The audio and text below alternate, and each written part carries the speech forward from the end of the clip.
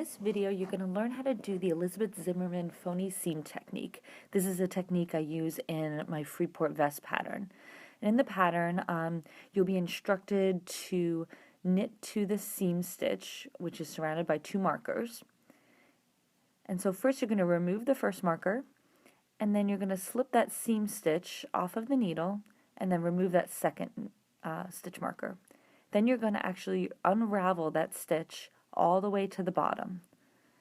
Sometimes you have to force it a little bit, but you do not want to unravel the cast-on stitch. So you're just going to unravel it all the way to one row before the very bottom.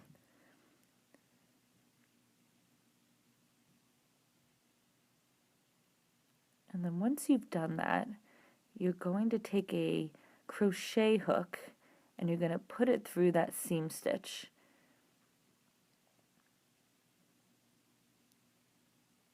And then once you do that, then you're going to want to hook the two unraveled rows above it. So you're going to go below the stitch, those two unraveled rows, and then hook them through the seam stitch. So now you have two stitches on your crochet hook.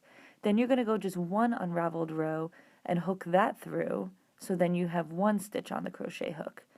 Then you're going to continue in this manner. So you're always going to hook two unraveled rows through the seam stitch, and then one unraveled row through the seam stitch, and always giving a little tug after you do that.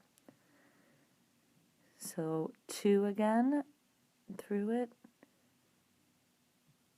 and then one. And you'll continue in this manner all the way up to the top.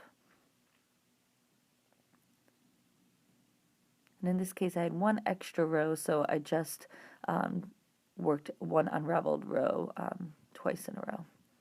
So then you'll put that seam stitch at the top. You're going to put your markers back on. In the Freeport pattern, you need to keep the seam stitch surrounded by the markers for the underarm divide. So this is just specific to this particular pattern. But then you're going to knit that seam stitch, slip the marker, and then knit to the end.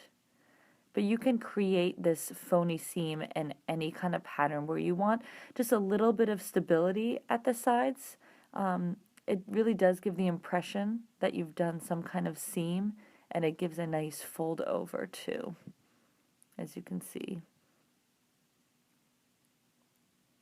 So that is how you do the Elizabeth Zimmerman phony seam.